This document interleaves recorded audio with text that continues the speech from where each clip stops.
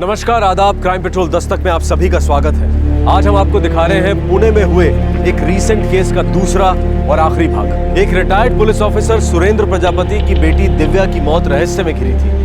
Pune crime branch ने किया इसका खुलासा। 17 जनवरी 2012 एक सिक्योरिटी एजेंसी में इंटरव्यू देने के बाद retired police officer Surendra Prajapati दोपहर 12:30 बजे अपने घर पहुंचते हैं, जो धनकवाड़ी पुणे में है। पहुंचते ही सुरेंद्र देखते हैं कि उनकी बेटी दिव्या मरी पड़ी है और उसका दुपट्टा उसके गले से लिपटा हुआ है। क्राइम साइट पर इन्वेस्टिगेशन के बाद पुलिस इस नतीजे पर पहुंचती है कि घर में कोई जबरदस्ती नहीं घुसा है, पर दिव्या का मोबाइल फोन और कबर्ड में रखे गए गहने मिसिंग है। फिर भी स्थानीय पुलिस इस केस पर बहुत आगे नहीं बढ़ पाती और धीरे धीरे ये केस सुसाइड केस माना जाने लगता है। पर पीड़ित के पिता सुरेंद्र प्रजापति पुलिस कार्रवाई से संतुष्ट नहीं है। वो बार बार कमिश्नर ऑफ पुलिस से शिकायत करते हैं। कमिश्नर इस केस को जून 2012 में क्राइम ब्रांच के हवाले करते हैं। क्राइम ब्रांच इस केस में पूरे जोश के साथ कूद पड़ती है, ये साबित करने कि ये केस एक मर्डर केस है और तब तक है जब तक सुसाइड थ्योरी सिद्ध नहीं हो जाती। सुरेंद्र प्रजापति के शक का एकमात्र निशाना होता है रवि नायर, दिव्या का मंगेतर, जिसने दिव्या से 11 साल पहले शादी का वादा किया था और जो अभी तक नहीं निभाया। इस बात को लेकर दिव्या काफी डिस्टर्ब रहा करती थी, पर दिव्या की छोटी बहन धनश्री को यह आरोप बहुत अजीब लगता है, क्योंकि उसके हिसाब से रवि और उसकी मरहूम बहन दिव्या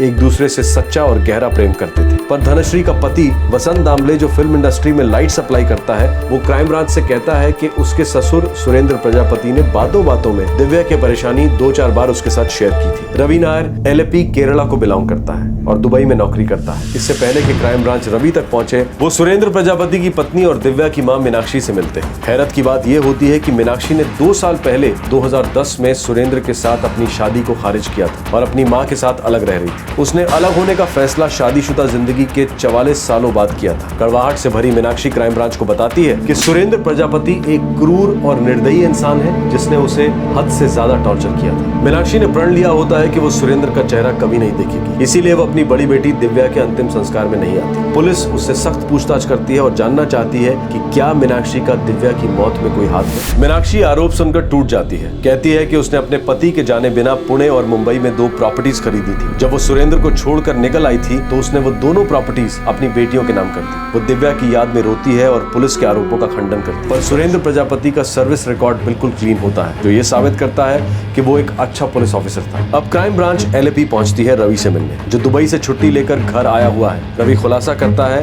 कि उसने छुट्टी शादी करने के लिए ली थी। वो और दिव्या जून 2012 में शादी करने वाला, तो दिव्या के पिता प्रजापति ने उसका डट कर विरोध किया था। पर आखिरकार समय के साथ प्रजापति नरम पड़ गए और उन्होंने अपनी मंजूरी दे दी। लेकिन तब तक काफी समय निकल चुका था और इसी दौरान रवि को दुबई में नौकरी मिल गई। 11 साल के बाद अब जून 2012 में रवि और दिव्या की शादी होनी थी, पर जनवरी में ही दिव्या की मौत हो गई। पुलिस अब अचरज में पड़ जाती है। क्या प्रजापति के बारे में कही गई सभी बातें सच हैं? क्या ऐसा है कि सुरेंद्र प्रजापति पुलिस ऑफिसर होने के कारण हमेशा कोई एंगल ढूंढते रहते हैं और वो एक सुसाइड केस को मर्डर केस साबित करने पर तुले हुए हैं? क्या ये मर्डर एंगल बिल्कुल ही काल्पनिक है? पर एक बहुत बड़ी सच्चाई ये थी कि दिव्या का मोबाइल फोन 6 महीने से ट्रैक नहीं हुआ था और ना ही उसके लॉकर से गायब हुई ज्वेलरी। दिव्या की मौत के पूरे 7 महीनों बाद एक दिन अचानक दिव्या का सेल फोन एक्टिवेट होता है। पुलिस मोबाइल के IMEI नंबर को ट्रेस कर पाती है कि फोन कोल्हापुर में इस्तेमाल किया जा रहा है। आप आगे। सर, दिव्या का मिसिंग सेल फोन कोल्हापुर में स्विच ऑन हो गया। कोल्हापुर पुणे से लगभग 218 किलोमीटर दूर। राघव, ये केस जो कुछ भी है सुसाइड का नहीं है। मंसूर खान, 12 बनवारी चाल, कोल्हापुर। दिव्या का मिसिंग सेल फोन इसी आदमी के पास है। नया नंबर 444-787-679।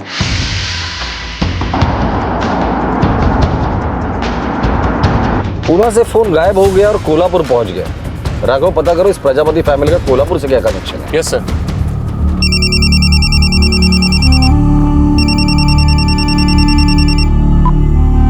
हेलो,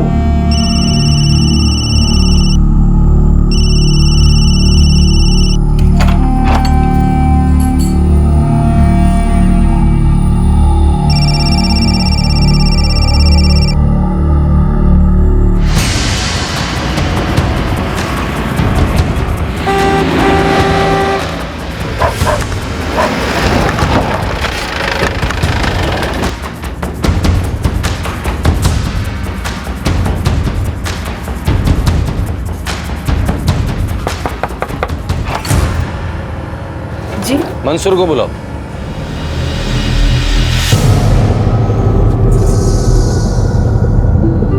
कहाँ मिला? मिला नहीं साहब, खरीदा, वो भी 3 दिन पहले। कहाँ से? दुकान से साहब, मार्केट में मोबाइल की दुकान है ना, वहां से। चल ले चल वहां।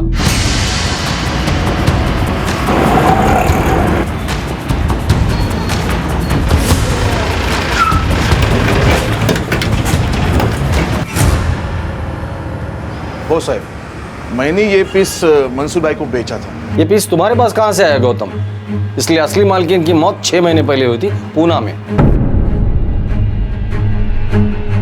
देख गौतम, सच सच बता दे, वरना इस मोबाइल की तरह मैं तुझे खोलकर तेरे अंदर से सच निकालूंगा। देखो साहब, ये मोबाइल तो मेरे पास 6 महीने से पड़ा है। आया कहां से? पानी में से।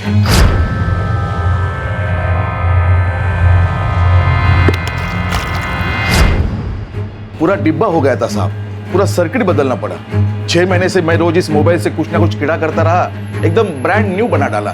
फिर 2 हफ्ते में चालू हो गया साहब। फिर तूने ये मंसूर को बेच दिया? मंसूर भाई को पसंद आया।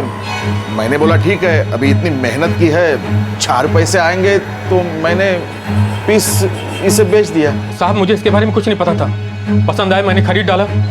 गौतम, ये फोन खुद पानी में से तैरकर तुम्हारे पास आया था क्या? सुनील ने इसे पानी में से निकाला और 150 रुपए में मुझे बेचा। ये सुनील कौन है? सुनील शेवड़े साहब, यही बाजू के चाल में रहता है।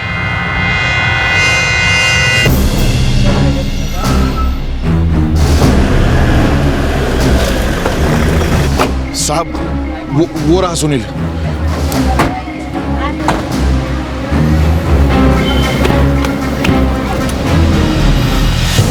कहाँ मिला? अरे खरं काय ते सांग बाबा, सच बोल। अरे पुणे में किसी मरी हुई औरत का फोन है। ये मुझे पंचगंगा में मिला साहब। पंचगंगा नदी? हो साहब। सच बता दे, वरना उसी नदी में डुबा दूंगा तुझे। आई शपथ साहब, मैं और चाली के लड़के नदी पे हर दिन जाते। उधर पास ही में एक फेमस मंदिर है, उधर ऊपर ब्रिज पे से भक्त लोग नीचे नदी में चढ़ावा फूल बिल सब फेंकते।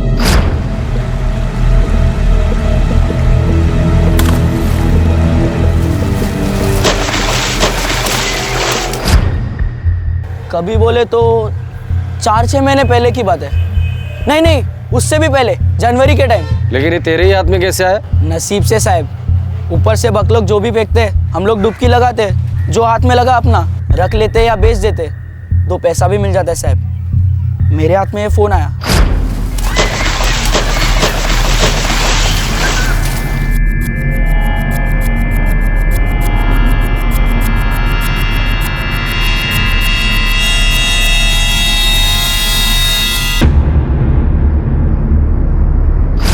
मैंने इसी को प्रसाद समझ लिया और रख लिया साहब। पुणे की दिव्या का मोबाइल इंस्ट्रूमेंट कोल्हापुर की पंचगंगा नदी में फेंका गया, ऊपर के ब्रिज से। अगर दिव्या ने आत्महत्या की होती तो वो 218 किलोमीटर दूर जाकर नदी में अपना मोबाइल फोन क्यों फेंकती? क्या दिव्या के पिता सुरेंद्र प्रजापति की थ्योरी सच साबित होने जा रही थी कि दिव्या का कत्ल किया गया था? सर, प्रजापति परिवार का कोई कोल्हापुर कनेक्शन नहीं है। वो लोग तो ये कह रहे हैं कि वो लोग कभी कोल्हापुर गए ही नहीं। और सर, 17 को दिव्या मरी, उस दिन सुबह फोन स्विच ऑन था और लोकेशन थी धनकवाड़ी पुणे की। दोपहर मौत के बाद फोन स्विच ऑफ हो गया। राघव, ये सिर्फ एक मर्डर नहीं है, एक वेल प्लान षड्यंत्र है, और इस षड्यंत्र का मुख्य निशाना हम लोग हैं। ये सारी प्लानिंग हमें गुमराह करने के लिए की गई है। सर, वैसे भी सुरेंद्र प्रजापति शुरू से ही कह रहे हैं कि ये एक सुसाइड नहीं, मर्डर है।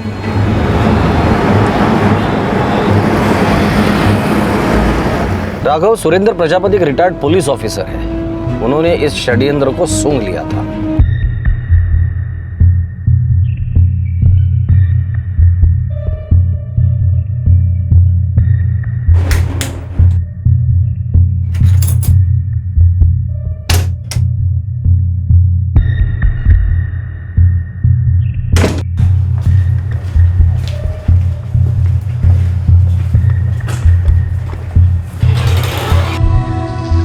प्रजापति साहब, दिव्या के केस में कुछ सुराग हमारे हाथ में लगे हैं। क्या सुराग, मुझे बताओ। सॉरी, अब तो जानते हैं कि हम सुराग ऐसे किसी को डिस्क्लोज नहीं कर सकते।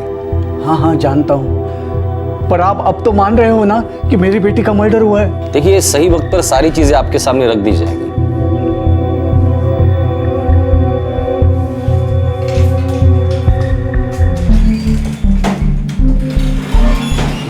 सर, कोल्हापुर के हर ज्वेलरी शॉप में खबरियों को रेड अलर्ट पर लगा दिया है। गुड। इस दिव्या के केस में कोल्हापुर के किसी बंदे का कोई ना कोई तो कनेक्शन जरूर है, बस वो हाथ लग जाए, ये केस क्रैक करके ही रहेंगे।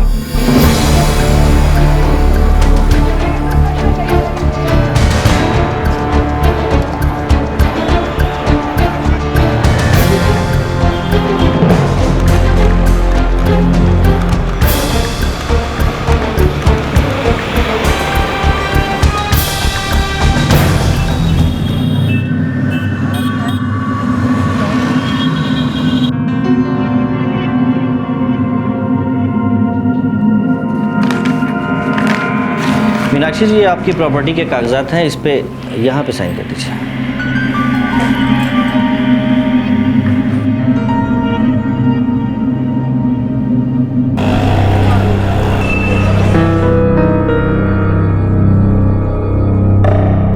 भाई ने दूसरा घर भी मेरे नाम पे ट्रांसफर कर दिया। धनश्री, सोच रहा हूँ अगर मीरा रोड का घर और पुणे का घर बेचकर हम लोग यहाँ कल्याण में नया घर खरीद लेंगे तो बाबा कहाँ रहेंगे? कहाँ रहेंगे मतलब? हमारे साथ। और कहाँ?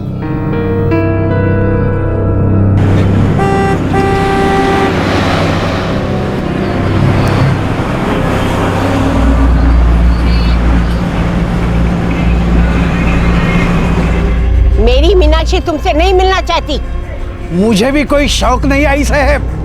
वो मेरे घर के साथ खिलवाड़ कर रही है। बात तो मैं करके रहूंगा।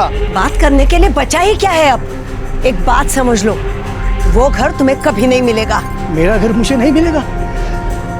मेरे साथ फ्रॉड किया, मेरी मेहनत की कमाई से घर खरीदा, पर नाम खुद का दिखा, जॉइंट नाम से नहीं खरीदा।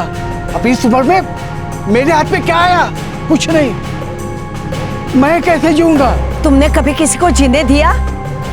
अब तुम जियो या मरो, मुझे कोई फर्क नहीं पड़ता। तेरी तो धोखा कौन सा कर तुझा? अगर मेरी मीनाक्षी को हाथ भी लगाया, चल निकल।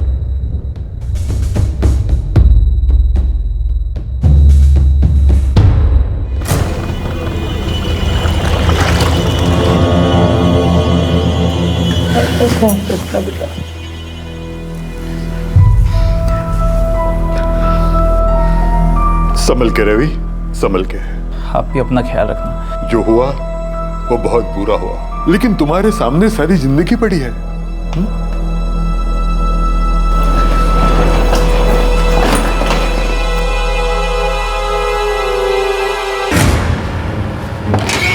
सर, कोल्हापुर से कोई लीड नहीं मिल रही।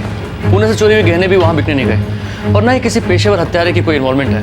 राघव, मर्डर की थियरी तो मानकर चल रहे, पर फ्रैंकली स्पीकिंग जितने भी सुराग मिले वो हमें गोल गोल चक्कर में सिर्फ भगा रहे हैं। सिन्नर, केरला, कोल्हापुर।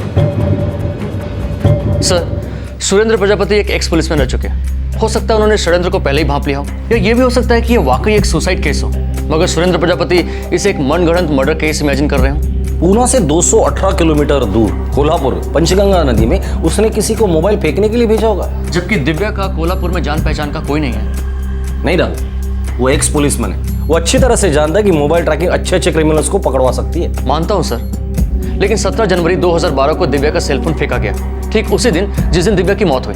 अब सुरेंद्र प्रजापति खुद तो सेलफोन फेंकने कोल्हापुर नहीं जा सकता, क्योंकि वो पूरा दिन लोकल पुलिस के साथ थे। दिव्या को मारने वाला कोई अनजान आदमी नहीं था, वरना दिव्या उसे घर के अंदर घुसने ही नहीं देती। मर्डर के दरमियान उसने फाइट बैक क्यों नहीं किया? सर, मान लीजिए उसने खुदकुशी की हो, मगर क्यों सर? रवि और दिव्या तो शादी करने वाले थे, पूरे 11 साल के लंबे इंतजार के बाद।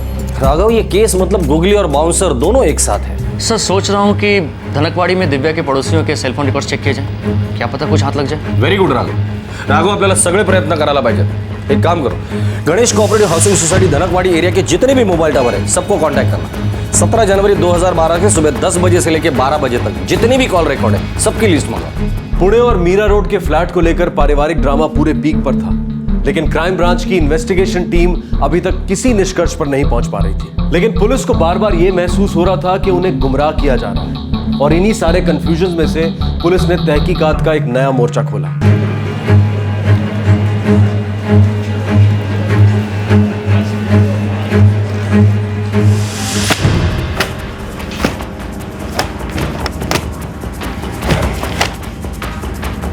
सर, 17 जनवरी 2012 को सुबह 10 से 12 बजे के बीच गणेश सोसाइटी धनकवाड़ी से 1,74,000 कॉल्स किए गए। कोई बात नहीं, चलो घास के बोरी में से सुई ढूंढते हैं।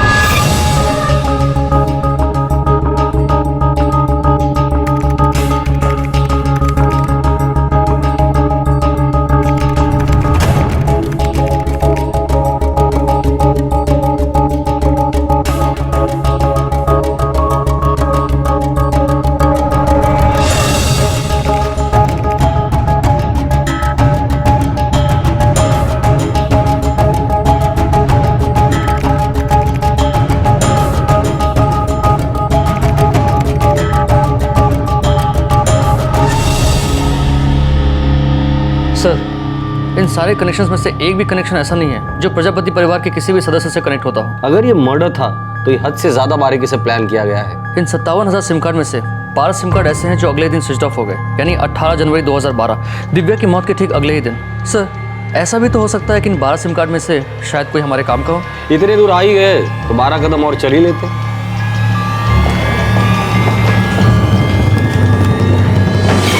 उन 12 सिम कार्ड में से 11 लोगों की सेलफोन कंपनी से हमारी बात हुई है। या तो फोन डैमेज है या सिम, लेकिन एक सिम अजीब है। क्यों? ये सिम 17 जनवरी 2012 को ही स्विच ऑन हुआ और 17 तारीख को ही स्विच ऑफ हुआ। किसी से कोई बात नहीं हुई, ना कोई इनकमिंग कॉल ना कोई आउटगोइंग कॉल, बस 6 एसएमएस हुए हैं 17 जनवरी को ही सुबह 6 से 9:30 बजे के बीच। सिर्फ मैसेजेस? यस सर, सिर्फ एसएमएस। किसने भेजे थे? दिव्या प्रजापति ने। सिर्फ SMS messages? Yes sir, Divya Prajapati ने भेजे। किस नंबर पर भेजे हैं और किसे भेजे हैं ये तो पता चल सकता है, लेकिन मैसेज में क्या था इसका रिकॉर्ड सेलफोन कंपनीज नहीं रखती, प्राइवेसी रूल के खिलाफ है। दिव्या प्रजापति के सेल से इस सिम पर 6 मैसेजेस भेजे गए थे और उसी दिन दिव्या की मौत हो गई थी। किसके नाम पर है ये सिम कार्ड? दिनेश दामले, कल्याण से खरीदा गया सर। ये दिनेश कोई अजनबी नहीं है, दिव्या की बहन धनश्री के पति वसंत दामले का भाई है। दादा, कुछ हुआ क्या? जब होगा बोलूंगा तुझे, बार बार वही बात पूछना नहीं। बोला ना तेरे को? ये सिम कार्ड 17 जनवरी को सुबह 11:30 बजे स्विच ऑफ हो गया, लेकिन दिनेश दामले का मोबाइल नंबर 45677688 17 जनवरी को ना तो धनकवाड़ी में मौजूद था और ना ही कोल्हापुर में, जहां दिव्या का सेलफोन नदी में फेंका गया था। और सर, जहां दिव्या का सेलफोन नदी में फेंका गया वहीं दिनेश के मोबाइल की सेलफोन लोकेशन कल्याण दिखा रही है। मर्डर के लिए हद से ज्यादा परफेक्ट प्लानिंग की है, पर है तो मर्डर ही। राघव, ये कंफर्म मर्डर ही है। अरे साहब, काहीतरी सांगा ना, क्या हुआ साहब? कुछ तो बोलो साहब, क्या हुआ? जो भी बोलना है वो तू बोलेगा दिनेश दामले। गाड़ी बढ़ा लो इसे। अरे साहब, मेरी बात तो सुनिए।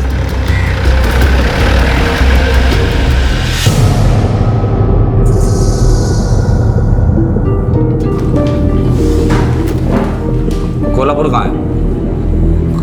बोल ना, कोल्हापुर कहाँ है? कोल्हापुर कहाँ है कोल्हापुर? अपने महाराष्ट्र में साहब। पुणे से कोल्हापुर तक का डिस्टेंस बोल। पता नहीं साहब। कैसे गया था? बस से गया था, टैक्सी से, या खुद की गाड़ी है तेरी? कहाँ साहब? ये पंचगंगा नदी, उसके ऊपर ब्रिज है। बस से कहाँ उतरा था या बस से ही फेंक दिया था? ये नदी में फेंका था ना? हाँ बोल दामले, स्टोरी बोल, मुझे स्टोरी सुननी है और असली कहानी बोल। बोल दामले, बोल।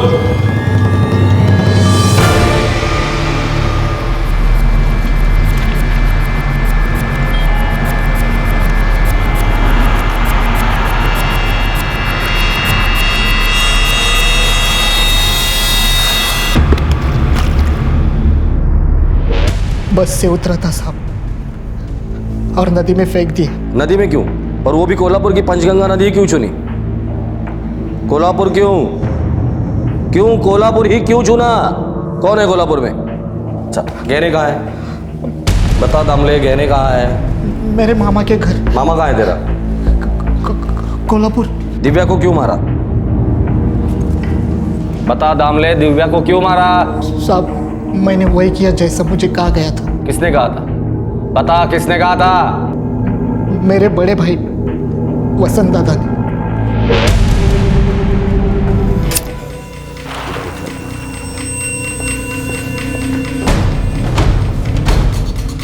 चल चल।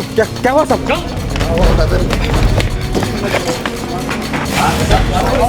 अरे चल, कुछ तो बताओ सर, क्या हुआ? बताता हूँ। सर अरे क्या हो रहा है, कोई मुझे बताएगा? चलो जेल जाके पता चलेगा। अरे छोड़ो, मैंने किया क्या है? अरे कोई मुझे बताएगा?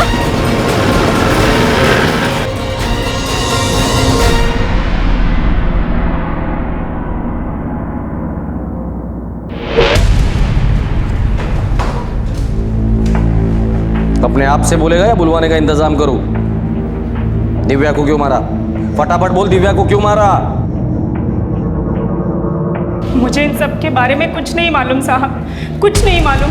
तो तुम्हारी आई ने ऐसे ही अचानक से पूना वाला फ्लैट तुम्हारे नाम पे कर दिया? साहब, आई ने ऐसा क्यों किया मुझे नहीं मालूम, मुझे सच में कुछ भी नहीं मालूम।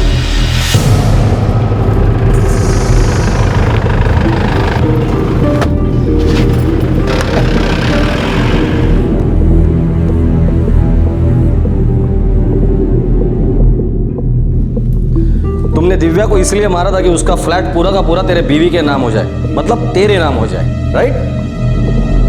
या और कोई वजह थी?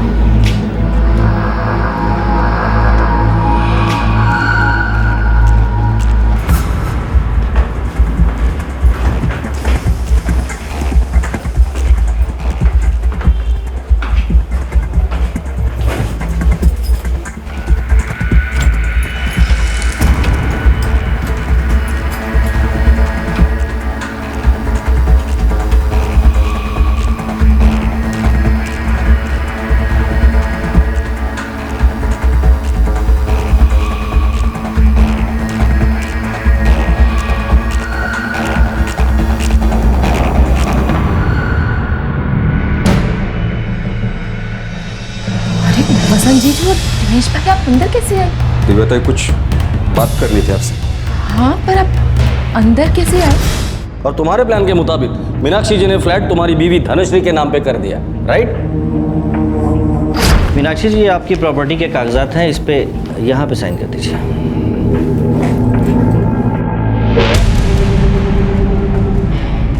भाई ने दूसरा घर भी मेरे नाम पे ट्रांसफर कर दिया।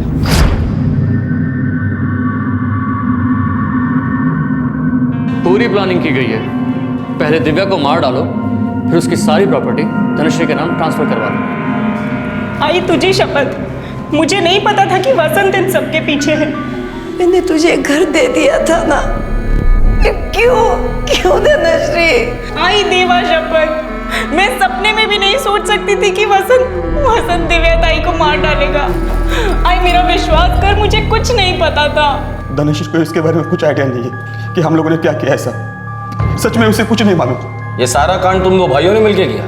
प्लानिंग सारी मेरी थी साहब, सिर्फ मेरी। नहीं नहीं नहीं, ऐसा हो ही नहीं सकता। इतनी अकल तो तेरे में है ही नहीं। सच बता, और कौन शामिल था इसमें? मीनाक्षी प्रजापति, रवि नायर या और कोई था? जल्दी बोलो।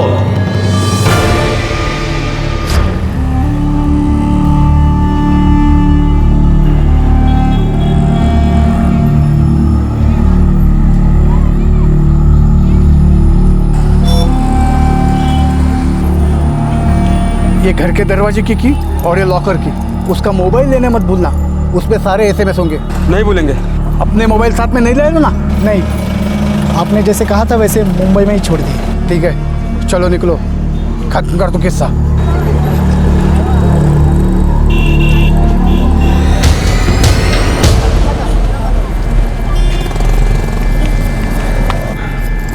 हो गया? हो गया। उसका मोबाइल ले लिया ना? हाँ, ले लिया। चलो निकलो।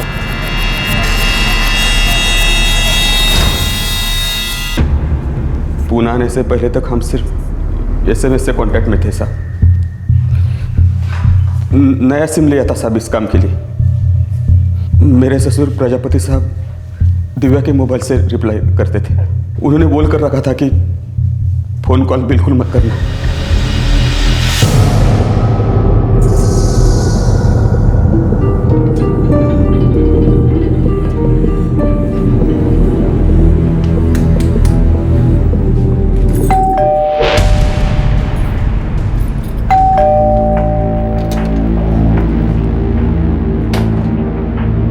जयकर साहब, मैं आपके दफ्तर में आ रहा था। चलो अच्छा है प्रजापति साहब, साथ साथ चलते हैं। दरअसल हम भी आपको ही लेने आए हैं।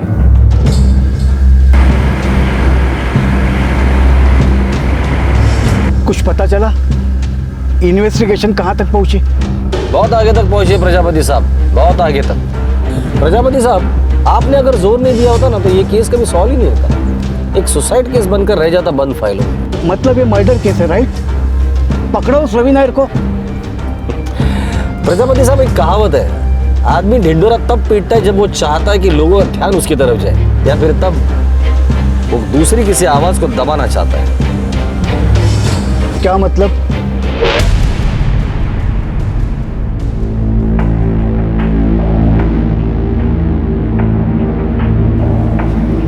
आपने अपनी ड्यूटी के दरमियान बहुत से लोगों से क्वेश्चनिंग की होगी, पर आज हॉट सीट पर आप खुद बैठेंगे आप मुझसे क्या सवाल करेंगे?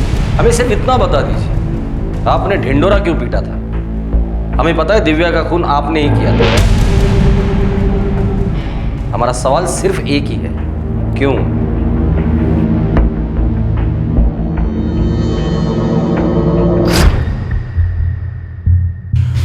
वो रवि आया था। सुना है जून की डेट फिक्स हो रही है। पूरे 11 साल के बाद शादी कर रहा है दिव्या से। छुट्टी भी लेने वाला है।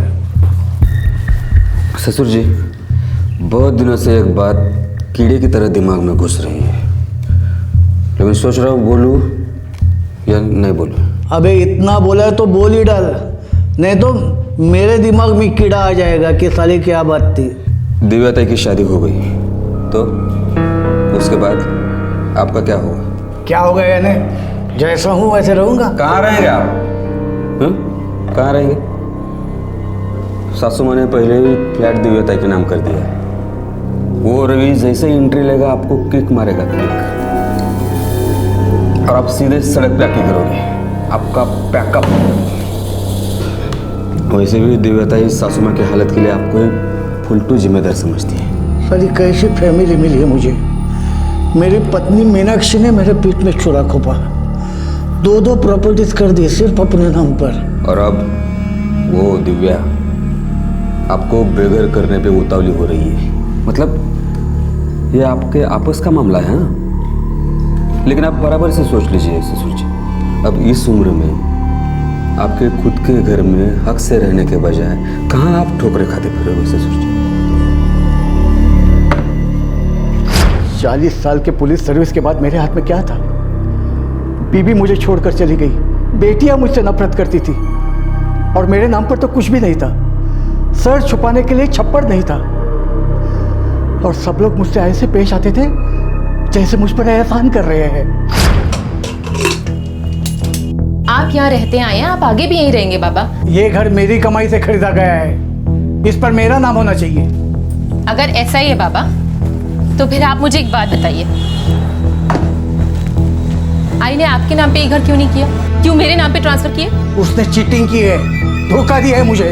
नहीं बाबा, आप सच सुन सकते हैं तो सुनिए।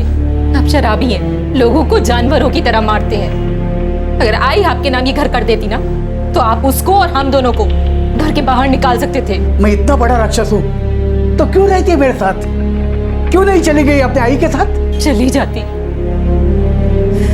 लेकिन उसने साथ चलने के लिए नहीं कहा, क्योंकि आपने उसको इतना टॉर्चर किया कि उसके अंदर की ममता मर गई। जिंदा लाश बना के रख दिया था आपने। वो कभी महसूस ही नहीं कर पाई कि जो तकलीफ वो बर्दाश्त कर रही थी वही तकलीफ हम भी झेल रहे थे। और इस सबकी जिम्मेदार आप हैं बाबा, आप। चुप कर, नहीं तो एक लगाऊंगा कान के नीचे। हाथ उठाने के अलावा आप कर ही क्या सकते हैं बाबा? देखा जाए तो मुझे और धनुश्री को भी आप ही की तरह होना चाहिए, बदतमीज और बेशरम।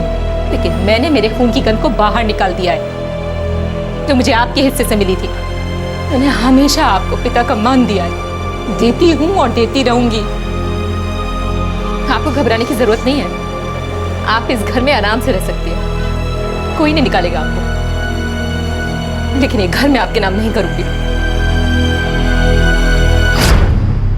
कचरा कर दिया मेरा, इज्जत का फालूदा बना दिया मेरे। 40 साल की पुलिस ड्यूटी में लोग मेरे सामने थर थर कांपते थे। मेरा नाम सुनते ही गुनाहगार अपने गुनाह कबूल करते थे। और यहाँ देखो, एक मामूली मुस्लिम की तरह मैं खड़ा था अपने ही बेटी के सामने, और उसकी हिम्मत देखो, मेरी गलतियां निकालती थी और मुझे कहती थी मेरे घर पर मेरा कोई हक नहीं है।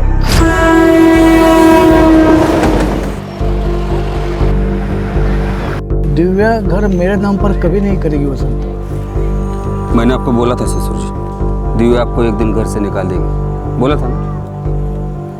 उसका ब्रेन वॉश हुआ है, वो अपनी आई और खुद की लाइफ में हो रही बुराई का बिल आपके ऊपर में फाड़ रही है। शायला आपके हाँ कहने के बावजूद वो रवि उसको लटका के रखा है, और उसका इल्जाम भी आपके ऊपर लगा रही है।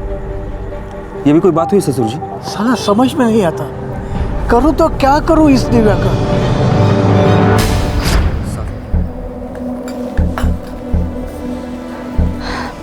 आहो, वैसे तो हम लोग यहाँ पर मज़े में हैं, पर जब कभी ऐसा लगा कि यहाँ जम नहीं रहा तो हम लोग मीरा रोड वाले घर में जाकर रहेंगे। अपना ही तो है, मस्त है ना? काहे का मस्त है?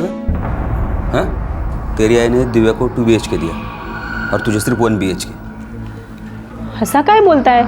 दिव्या ताई बड़ी है ना मुझसे। हाँ, तू छोटी है, औकात से भी छोटी है, लेकिन तेरी ज़रूरतें बड़ी है। उसका वो रवि दुबई में सर्विस करता है, बड़े बड़े नोट छापता है। अपने पास क्या है? 2 BHK मिलता है तो कुछ सुकून मिलता है। बस मुझे इस बारे में और कोई बात नहीं करनी। आई ने जो कुछ भी दिया है सही दिया है और सोच समझ कर दिया है। अब दुनिया इधर की उधर हो जाए, मैं ना आई से झगड़ा करूंगी ना ताई से। तेरे इसी अंधे प्यार का फायदा उठाया उन्होंने, तेरी आई और ताई ने। कुछ भी मत बोलते जाइए। मैं, आई और ताई, हमारे रिश्ते को आप कभी समझ ही नहीं सकोगे।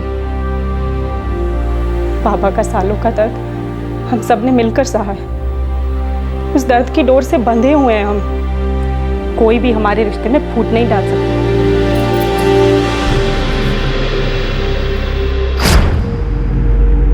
ससुर जी, घर हाथ में आने का एक ही तरीका है। बोल तो। देखिए, सासू माँ तो आपका मुंह तक देखना नहीं चाहती। घर ट्रांसफर करने का सवाल ही पैदा नहीं होता। और दिव्या आपकी बेटी होने के बावजूद दुश्मन से बदतर पेश आती है। वो घर कभी ट्रांसफर नहीं करेगी। हाँ, अगर धनश्री के नाम पर घर होता तो आंख मूंद कर ट्रांसफर कर देते, और इसमें मैं आपको फुल कोऑपरेशन देता। लेकिन जब घर धनश्री के नाम पर है ही नहीं तो इन सारी बातों का क्या फायदा? घर धनश्री के नाम हो गया तो वो कैसे हो सकता है? अगर दिव्या नहीं रहेगी तो सासू माँ धनश्री के नाम पर घर ट्रांसफर कर देगी और धनश्री से डायरेक्ट आपकी झोली में। दिव्या नहीं रहेगी? दिव्या नहीं रहेगी का क्या मतलब? कहाँ जाएगी वो? ससुर जी, आप इतने साल पुलिस में रहे हैं, कुछ तो सोचिए, कुछ तो तोड़ निकालिए। मैं हूं ना आपके साथ।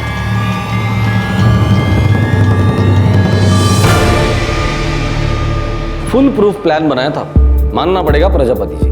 और वो जोर जोर से चिल्लाना कि ये सुसाइड नहीं मर्डर है, वो तो मास्टर स्ट्रोक था आपका। इससे तो जिंदगी भर आपका कोई शक ही नहीं कर पाता।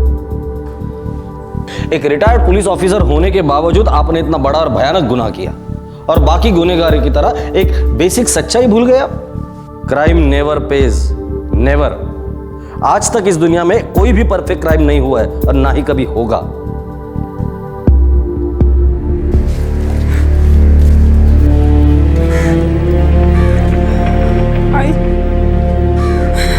आई तुझे दिव्या ताई को अपने साथ ले जाना चाहिए था। क्यों नहीं ले गई उसे अपने साथ? क्यों आई? बहुत बड़ी भूल हो गई मुझसे। खूब मोटी चूक झाली ग।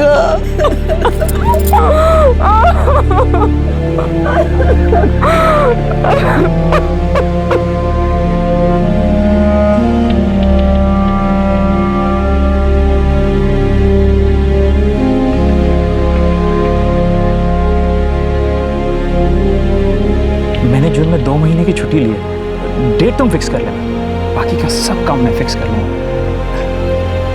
अच्छा, हनीमून पे कहाँ जाएंगे? केरला मत बोलना प्लीज।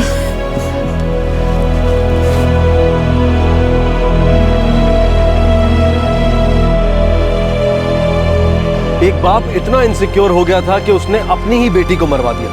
उस बेटी को जो जल्द ही अपने प्रेमी के साथ शादी करके अपने नए जीवन की शुरुआत करने वाली थी। एक बाप जो कभी अपनी पत्नी और अपनी बेटियों के साथ किसी भी तरह के स्नेह और इज्जत का रिश्ता नहीं जोड़ पाया और अपने जीवन के संध्या काल में अपने सर से छत छिन जाने के डर से एक बहुत बड़ा जुर्म कर बैठा। अपनी सालों की प्रोफेशनल ट्रेनिंग के सहारे एक परफेक्ट क्राइम करने निकल पड़ा।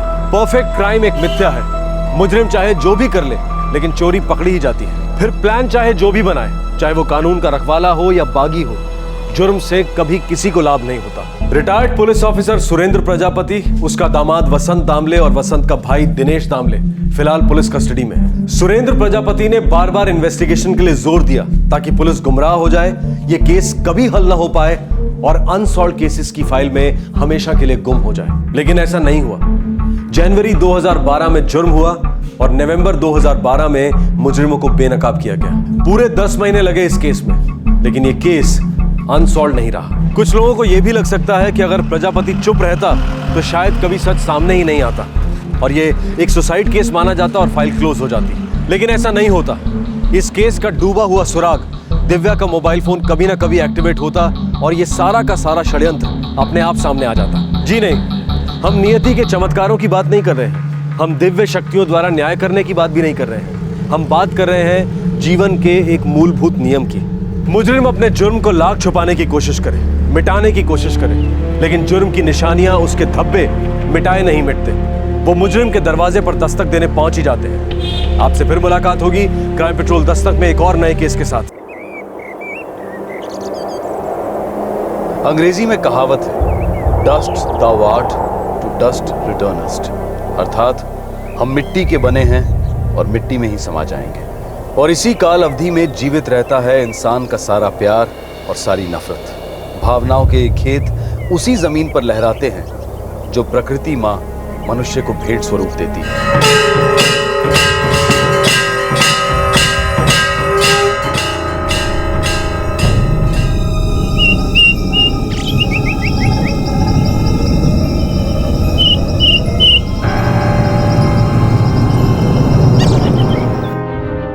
जिसका पति 3 महीने से गायब हो, वो सब्र कैसे कर सकता है इंस्पेक्टर? हम हर मुमकिन कोशिश कर रहे हैं माधुरी जी, और हमें यकीन है कि हम गोविंद राजपूत को ट्रेस कर ही लेंगे।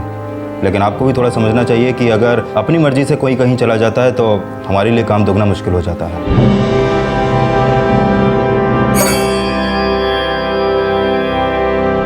उत्तर मुंबई के बोरीवली इलाके का निवासी आकाश वर्मा साल 2008 से गायब था। उसी इलाके का एक और निवासी गोविंद राजपूत भी सन 2010 से गायब था। दोनों मिसिंग फाइलें 2012 तक ज्यों की त्यों पड़ी रही। दोनों मिसिंग व्यक्तियों की कोई खबर नहीं थी। दोनों के लापता होने की दस्तक अभी गूंजनी बाकी थी।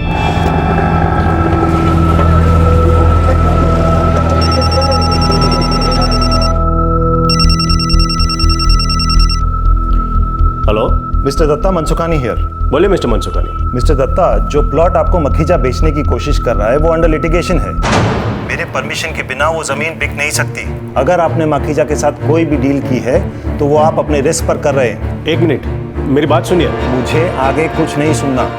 मेरी ड्यूटी थी आपको इन्फॉर्म करना, सो कर दिया। आगे आप देखिए।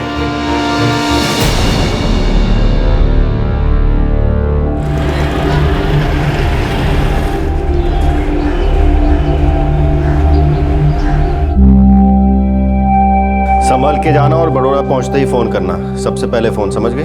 हाँ हाँ, मैं सबसे पहले फोन करूंगी और मम्मी जी की चिंता बिल्कुल मत कीजिएगा। और मम्मी, आप शादी अटेंड करके तुरंत वापस आना, एक्सटेंड मत करना। हाँ चारू, देखो, एक तो ये नया घर है, मैं और सुनील 2-4 दिन बाहर खाकर एडजस्ट कर लेंगे, उससे ज्यादा नहीं होगा भाई। क्यों? अच्छा बाबा, एक्सटेंड नहीं करूंगी। और सुनिए, फ्लैट के रेनोवेशन का पूरा ध्यान रखिएगा। ओके। ठीक है। और मैंने शैलेश भाई को ग्रेनाइट के कुछ सैंपल्स दिए हुए हैं, ध्यान दीजिएगा कहीं पे फलता हुआ ग्रेनाइट ना लगा दे। जी मैडम। पक्का ना?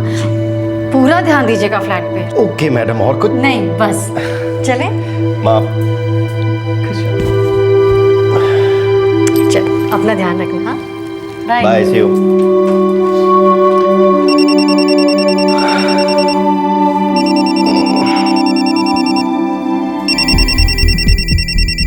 हाँ नीरव, बोल। राजेश, अर्जेंट मिलना है। 12 बजे ठीक रहेगा? हाँ, मिल सकते हैं। कुछ खास बात हुई है क्या? हाँ, कांदीवली हाईवे के पास जो नया रेस्टोरेंट है ना, स्पाइस कोर्ट, वहीं पे मिलते हैं। मुझे मलाड में काम भी है। ठीक है, 12 बजे मिलते हैं। क्या हो पापा, कोई टेंशन है? नहीं, कुछ नहीं।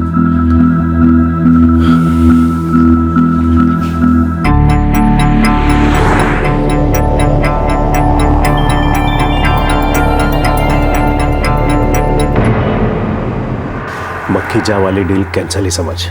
लगा मुझे। जमीन कोर्ट के लफड़े में है ना? हाँ। तो अब मैं गिरीश से बात करता हूँ, वो कोई ना कोई तोड़ जरूर निकालेगा।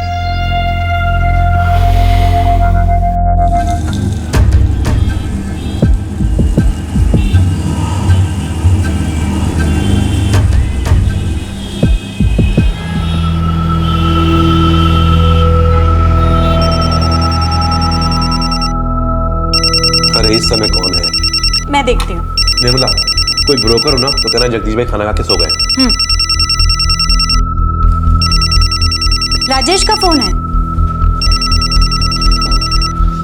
हाँ राजेश बोल। हाँ जगदीश गनत्रा। कौन बोल रहा है? ये आपके भाई राजेश गनत्रा का एक्सीडेंट हो गया है। क्या? कहाँ? महालक्ष्मी। आप कौन बोल रहे हैं? मैं सड़क से गुजर रहा था जब आपके भाई का एक्सीडेंट हुआ। उन्होंने मुझे फोन दिया और कहा कि मेरे भाई जगदीश गनत्रा को इन्फॉर्म कर दो। राजेश कहाँ है? कैसा है वो? बैटरी बहुत लो है। हेलो हेलो, राजेश मुझे चोट तो नहीं आई ना? Hello hello. अरे क्या हुआ? राजेश का एक्सीडेंट हो गया है। हे भगवान। महालक्ष्मी में, और जिसने फोन किया उससे ज्यादा बात नहीं हो पाई, कह रहा बैटरी डाउन हो रही है। राजेश भाई कहाँ हैं, कैसे हैं? आप जाके देखिए ना। मैं तुरंत निकलता हूँ, तुम कमलेश को फोन करके बताओ। हाँ मैं करती हूँ। हेलो।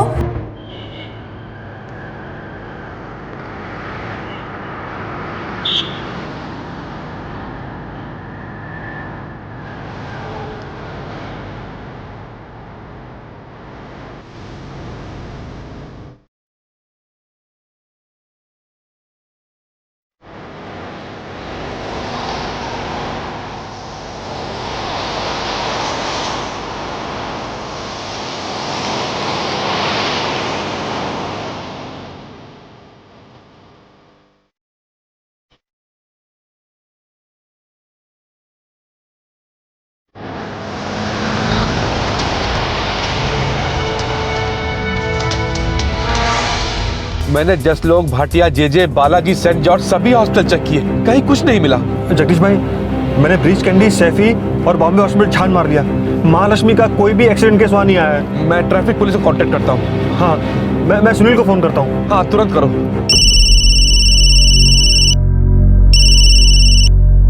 हाँ कमलेश काका। सुन सुनील, एक बैड न्यूज है। तेरे पापा का एक्सीडेंट हो गया है। एक्सीडेंट? कहाँ पे? कुछ सीरियस तो नहीं है ना? अभी कुछ पता नहीं सुनील। जगदीश काका को तेरे पापा के सेल से फोन आया था कि महालक्ष्मी में उनका एक्सीडेंट हो गया है। किस हॉस्पिटल में है? वही तो पता नहीं चला सुनील। पूरे इलाके के सारे हॉस्पिटल चेक कर लिया हमने, कहीं पे भी उनका दाखिला नहीं हुआ। लेकिन फोन किसने किया था? कोई रास्ते का आदमी था। तेरे पापा ने उसे जगदीश भैया को फोन करने बोला। पापा ने मुझे फोन क्यों नहीं किया? पता नहीं सुनील बेटा, मैं बस ये जानना चाहता हूँ कि तेरे पापा सुबह कहाँ निकले थे। मुझे नहीं पता काका। सवेरे मम्मी, दादी और श्वेता वडोदरा के लिए निकले। उसके थोड़ी देर के बाद 11 साढ़े 11 बजे पापा भी घर से निकले। मुझसे कुछ नहीं बोले वो।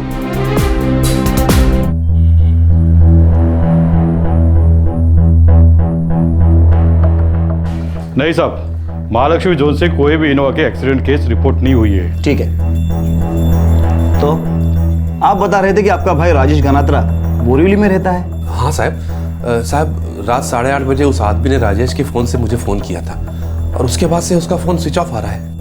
अभी तो 11 बजे हैं। अगर मैं आपकी जगह होता तो बोरीवली पुलिस स्टेशन में उसकी मिसिंग रिपोर्ट दर्ज कराता।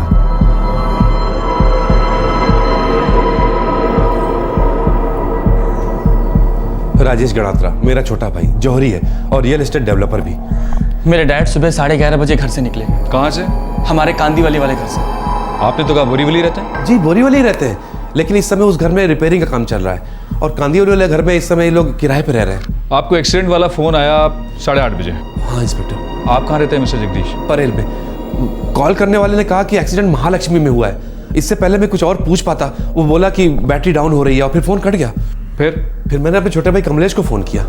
सर, हम दोनों ने साउथ मुंबई का हर हॉस्पिटल छान मारा, राजेश भाई कहीं भी एडमिट नहीं हुए थे। फिर मैंने सुनील को फोन किया ये पता करने के लिए कि राजेश भाई सुबह कहाँ के लिए निकले थे। इंस्पेक्टर साहब, हम ट्रैफिक हेडक्वार्टर्स भी जाके आए, लेकिन वहां भी कोई एक्सीडेंट केस रजिस्टर हुआ ही नहीं था। सुबह तक वेट करते हैं। हो सकता है जिसने भी कॉल किया हो उसने गलती से महालक्ष्मी बोला हो या फिर आपने गलत सुना हो।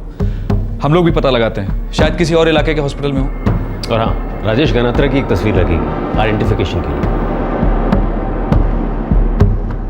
29 अप्रैल 2012 ऐसा लग रहा था कि जौहरी और real estate developer Rajesh Ganatra का एक्सीडेंट हो गया है, पर उसके भाई और उसके परिवार वालों को उसका कोई पता नहीं मिल रहा था। और इस एक्सीडेंट की खबर राह चलते एक आदमी ने राजेश के मोबाइल फोन से ही दी थी। एक्सीडेंट की सुबह घर से निकलते वक्त राजेश किसी टेंशन में था। एक जमीन की डील को लेकर परेशानी चल रही थी। इस जमीन की डील ने दस्तक दी राजेश के गुमशुदा होने की, पर इस हादसे के असली इशारे सालों पहले दिए गए थे।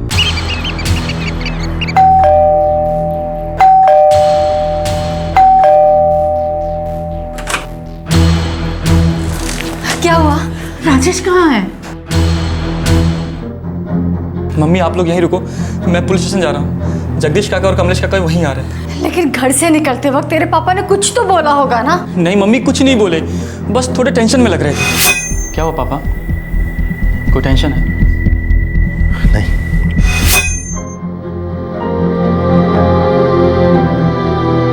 हम राजेश के ऑफिस भी गए थे, लेकिन कल वो ऑफिस गया ही नहीं था। तुम तो कह रहे थे कि घर से निकलने से पहले तुम्हारे पिताजी को कोई फोन आया था। हाँ सर, मुझे लगता है वो उनके पार्टनर नीरव दत्ता का फोन था। सर, राजेश गनात्रा का सेलफोन अभी भी स्विच ऑफ है। उनको लास्ट कॉल आया था किसी नीरव दत्ता से 11:25 पर। सर 12 बजे कहीं मिलने की बात हो रही थी, किसी रेस्टोरेंट में। राजेश गनात्रा ने लास्ट कॉल 444-786-789 पर किया था। किसका नंबर है? कोई गिरीश चौबे सर।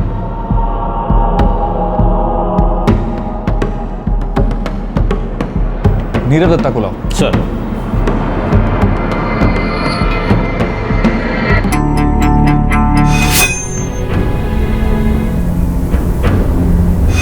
मैं और राजेश एक प्लॉट खरीदना चाहते थे विरार के पास। एक बिल्डिंग बनाने का प्लान था। उस ज़मीन को लेकर हमारी बात इतनी आगे बढ़ चुकी थी कि जब पता चला कि वो ज़मीन लिटिगेशन में है, कोर्ट में ये गिरीश चौबे कौन है? मैं गिरीश से बात करता हूँ, वो कोई ना कोई तोड़ जरूर निकालेगा।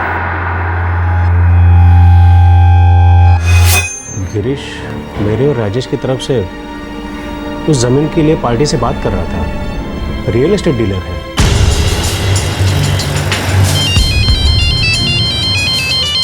जी, कल मिला था मैं राजेश भाई से करीब 12:30 बजे। क्या? जी जी, मैं आता हूँ अभी तुरंत। सुशील, मैं पुलिस स्टेशन होके आ रहा हूँ, तू यहाँ संभाल।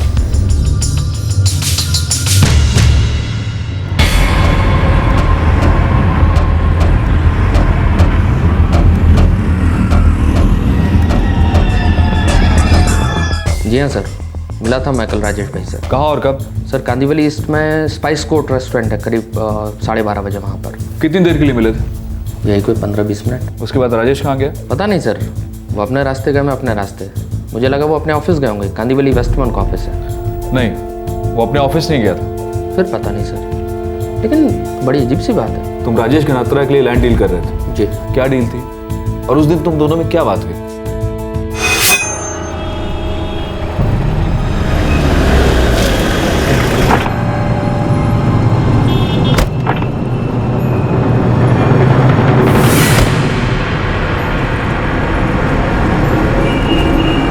राजेश भाई, वो ज़मीन सोना है, सोना, हर डेवलपर की आंख में। लेकिन अब लिटिगेशन में है तो हम क्या कर सकते हैं? गिरीश, यार तुझे नहीं पता था इसके बारे में?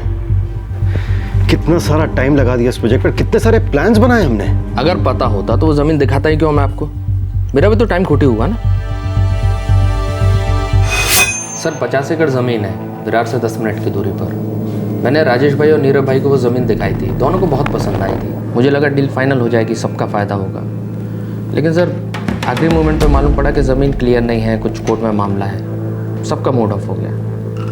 लेकिन राजेश भाई का कुछ ज़्यादा हो गया। छोटे से छोटा ब्रोकर भी पान की दुकान किसी को दिखाता है तो उसके पहले पेपर चेक करता है, और तुमने 50 एकड़ ज़मीन बिना पेपर चेक किए दिखा दी। मानता हूँ सर, यहाँ चूक हो गई। लेकिन सर बड़ी पार्टी थी, बोले बेचना है, सब कुछ फाइनल हो गया सर। डील होने ही वाली थी, लेकिन अचानक दूसरी पार्टी ने नीरव भाई को फ़ोन कर दिया और उनसे बोला कि मामला कोर्ट में है, कोर्ट जाना पड़ेगा वगैरह वगैरह। सर इस बात पूरा मामला फंस हो गया। मुझे बहुत डर लग रहा है। मैं कह रही हूँ कि बात ना कुछ और ही है। 2 दिन हो गए, मुझे तो लगता है कि हमारे राजेश को किसी ने किडनैप किया होगा। लेकिन किडनैप किया होता तो पैसों की मांग करते ना अब तक। ये कुछ दिनों से ना काफ़ी परेशान थे, बहुत चिड़चिड़े भी हो गए थे, कभी कुछ बताया ही नहीं कि बात क्या है। अब मेरे भी समझ में नहीं आया कि इन्हें टेंशन किस बात की है। देखो मैंने कहा ना मुझे नहीं पता, और मुझे इससे कोई फर्क भी नहीं पड़ता है। अरे मेरी गलती कहाँ है? मेरे तो लेने के देने पड़ गए ना। सुनो सुनो सुनो, नुकसान मेरा हुआ और मैं तुम्हारी सुनूं? क्या समझ रखा है तुमने मुझे? रखो।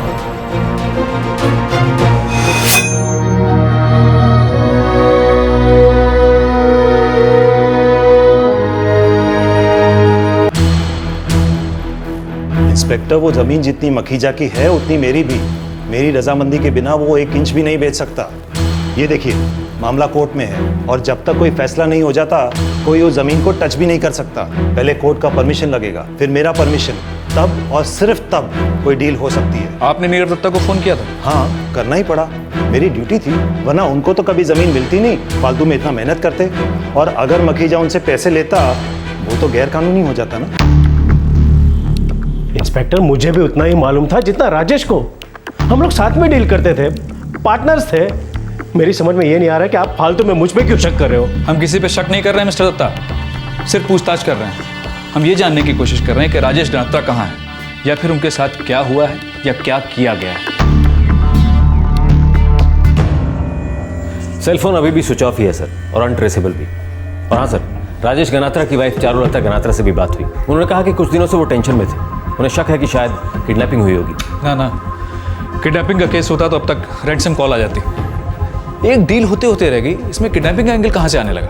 बोलकर स्टोरी कुछ और ही है, कोई असली कहानी छुपाकर दूसरी कहानी पेश कर रहा है। कौन है और क्यों कर रहा है, ये हम पता लगाएंगे।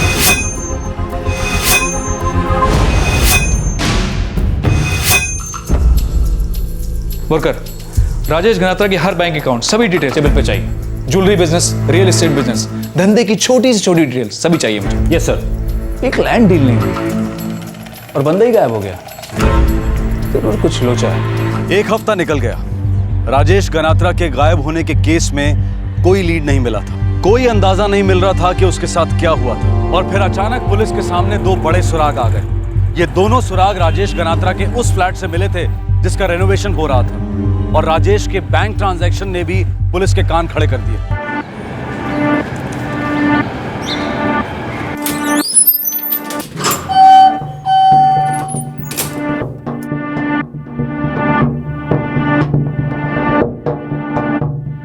सतबीर, मेरे को लकड़ी का काम शाम तक पूरा चाहिए और तू इसको ठीक से मिलाना। बात कर रहा है। अरे चारू भाभी, राजेश भाई का कुछ पता चला? नहीं सुरेश भाई, अभी तक कुछ पता नहीं चला।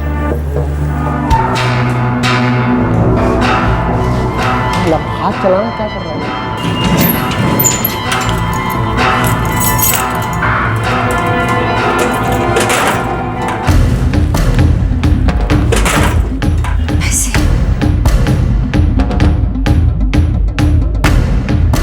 भाभी, आप कैसी बात कर रही हैं?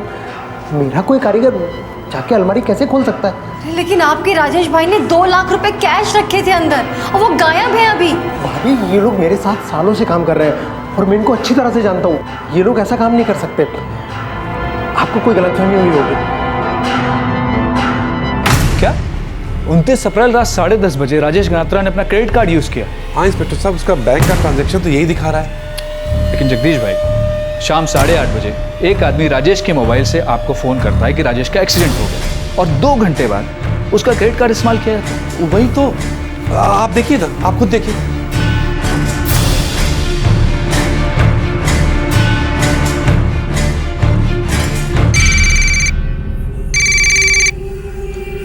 हाँ चारू, बोलो क्या?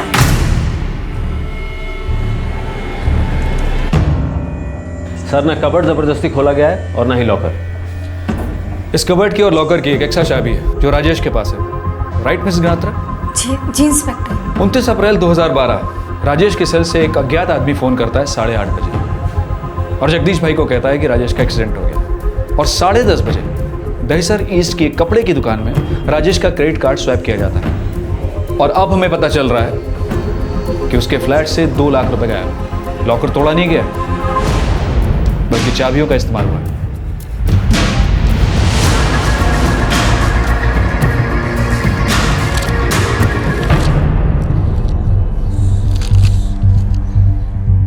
ये तो राजेश गनात्रा का नाम लिखा है।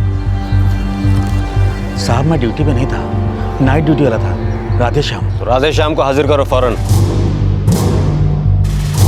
सर, कोई गेम खेल रहा है और राजेश की जान खतरे में हो सकती है। उसका सेल फोन इस्तेमाल होता है, उसका क्रेडिट कार्ड इस्तेमाल होता है, उसके लॉकर की चाबियां भी इस्तेमाल होती हैं। ऐसा गेम कौन खेल सकता है जगदीश भाई?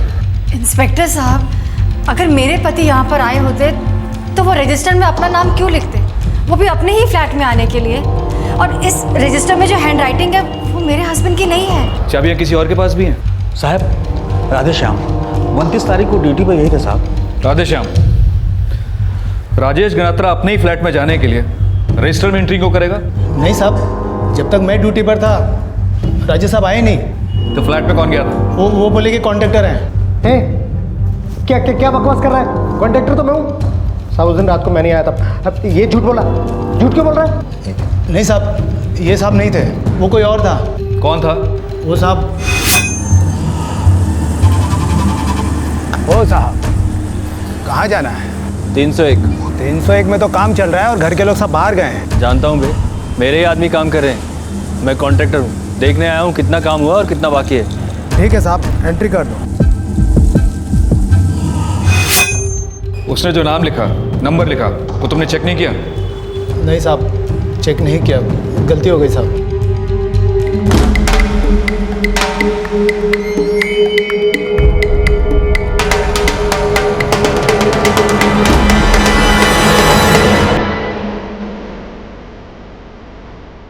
नहीं सर, नहीं सर, ये भी नहीं,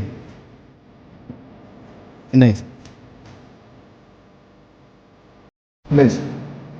तुम्हें उस आदमी की शक्ल ठीक से याद है? हाँ साहब, देखेंगे तो पहचान लेंगे। इसके चार्टर्स को बुलाओ। सर।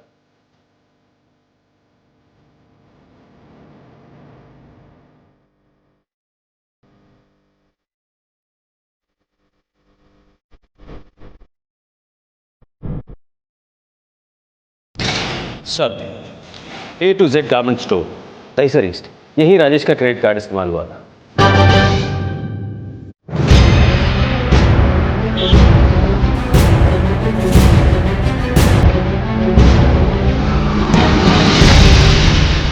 सर एक मिनट।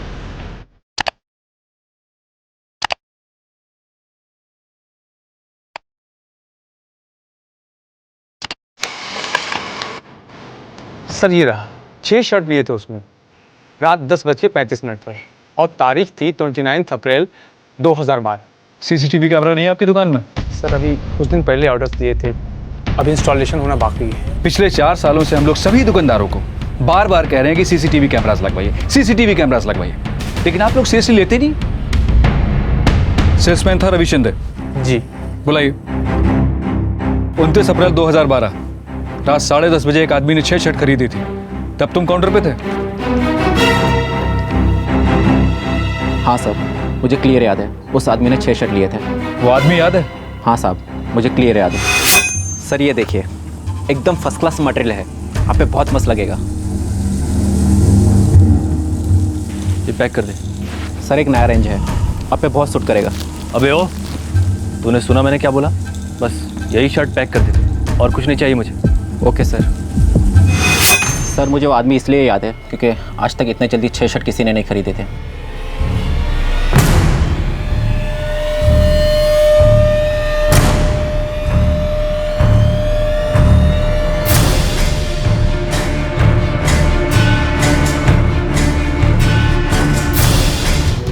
हाँ साहब, यही फेस कट था और बाल भी।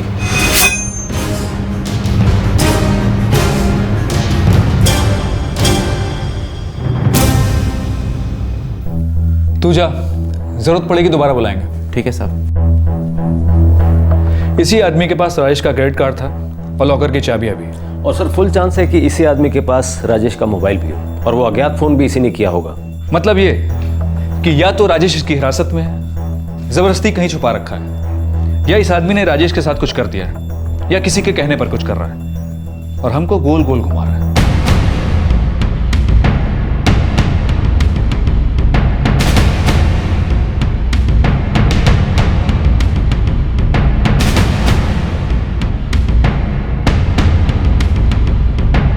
और राजेश खुद भी तो ऐसा करवा सकता है सर।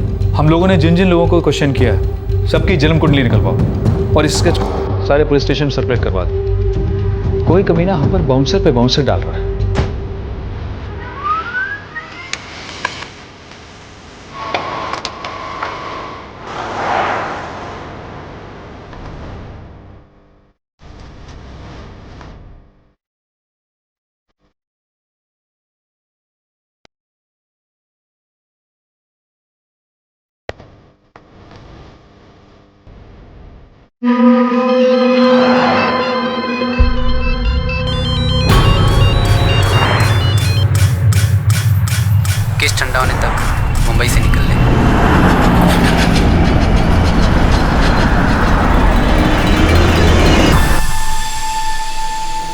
चारू कुछ तो हिंट दिया होगा।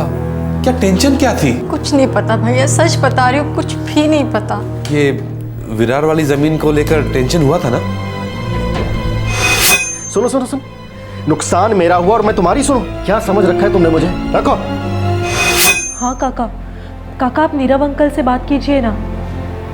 हाँ काका, उस सुबह भी पापा नीरव अंकल से यही बात कर रहे थे और उनसे बात करने के बाद फ़ोन से मिलने के लिए निकल पड़े।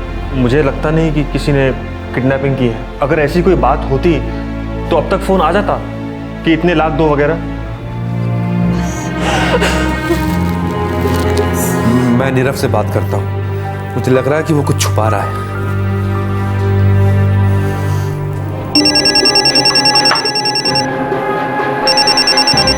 हद होती है यार, पहले पुलिस वाले, अभी राजेश के घर वाले मुझ पे शक कर रहे हैं। मुझ पे? हाँ जगदीश भाई। नीरव सच सच बोल, राजेश को क्या टेंशन थी और उसके गायब होने से किसको फायदा हुआ है? जगदीश भाई आप भी? एक तो पहले से पुलिस ने मुझे बहुत परेशान किया हुआ है।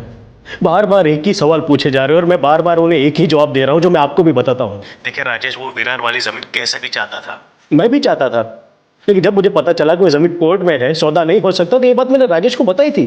उसके बाद राजेश गायब है। आप लोग जितना परेशान है उतना मैं भी परेशान हूँ। एक तो बिजनेस ठप पड़ा हुआ है, नुकसान पे नुकसान हो रहा है। मैं हाथ जोड़ता हूँ, मुझ पर शक करना बंद कीजिए। देखिए राजेश गायब हुआ है, किडनैप हुआ है, क्या हुआ है मुझे कुछ नहीं पता, प्लीज। ठीक है नीरव, ठीक है, हम सब परेशान थे इसलिए बस तुमसे पूछ रहे थे। एक हफ्ता हो गया है हमारे राजेश को गायब हुए, उसका कुछ अता पता नहीं है।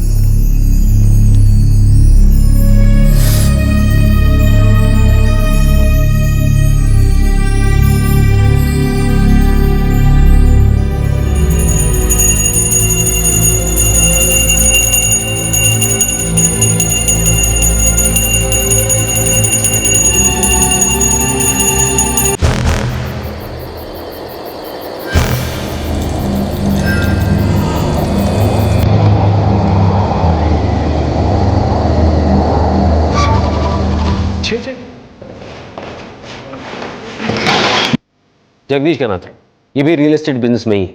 अबू धाबी में भी एक रियलिटी डेवलपमेंट फर्म है। परेल में ये रहता अपनी फैमिली के साथ। कमलेश गनात्रा सबसे छोटा भाई, रियल एस्टेट बिजनेस में ही है। बोरीवली में अपनी फैमिली के साथ रहता है। तीनों भाई रियल एस्टेट में डील करते हैं? दरअसल राजेश गनात्रा का मेन बिजनेस ज्वेलरी है, उसका एक मैन्युफैक्चरिंग यूनिट भी है। पिछले 4 साल से रियल एस्टेट बिजनेस में है। और ये नीरव दत्ता राजेश गनात्रा का दोस्त है। जब राजेश गनात्रा ने रियल एस्टेट में एंटर किया तो वो उसका पार्टनर बन गया। गिरीश चौबे? इसकी फिल्मी स्टोरी है सर। ये उत्तर प्रदेश को बिलोंग करता है। 22-23 साल पहले मुंबई आया।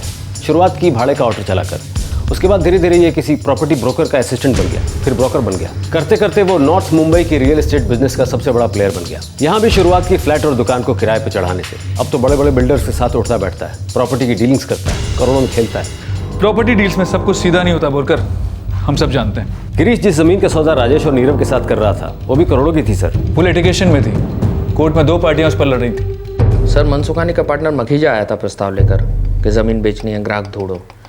सच कहूँ साहब, मुझे मालूम था कि मामला कोर्ट में है, लेकिन मखीजा बोला कि अगर एक बार बोली लगेगी तो Mansukhani out of court settlement करेगा। सर इसी भरोसे मैंने राजेश भाई और नीरव भाई को ज़मीन दिखाई। दोनों को कुछ बड़ा करना था और मनसुखानी ने टांग अड़ा दी।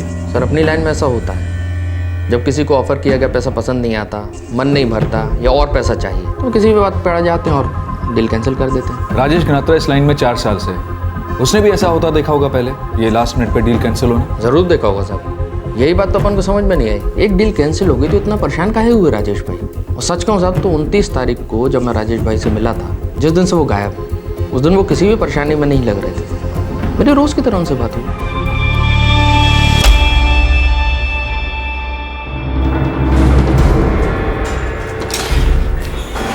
सर स्केच पे अभी तक कोई रिस्पॉन्स नहीं है। लगता है किसी ने उस आदमी को अलर्ट कर दिया, ऐसा कोई जिसका राजेश गनात्रा के गायब होने में हाथ है। सेल फोन अभी भी स्विच ऑफ है सर। 6 शर्ट्स खरीदता है जल्दी में, 2 लाख रुपए कैश चुराए, लॉकर चाबी से खोला, और अभी तक हमारे पास कोई मौका आरोपी नहीं है, सस्पेक्ट तक नहीं है।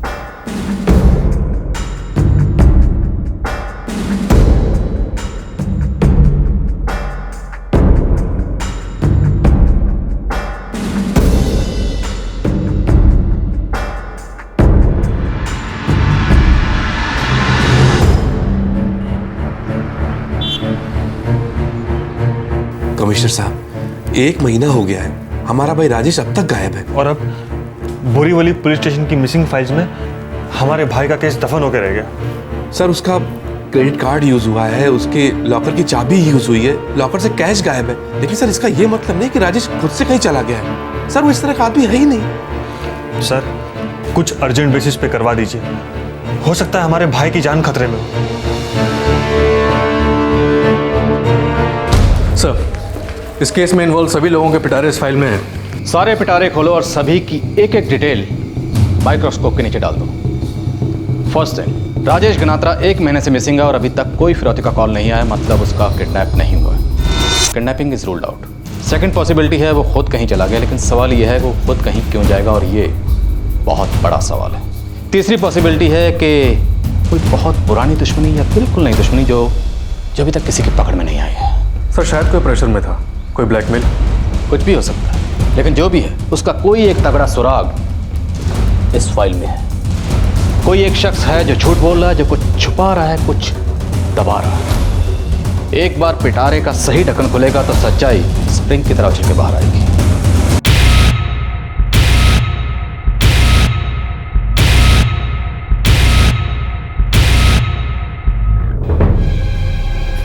क्या हो पापा, कोई टेंशन है?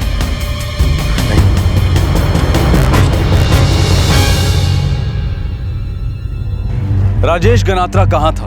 क्या उसका गुमशुदा होना उन 2 मिसिंग केसेस के साथ लिंक था जो 2008 और 2010 में हुए थे?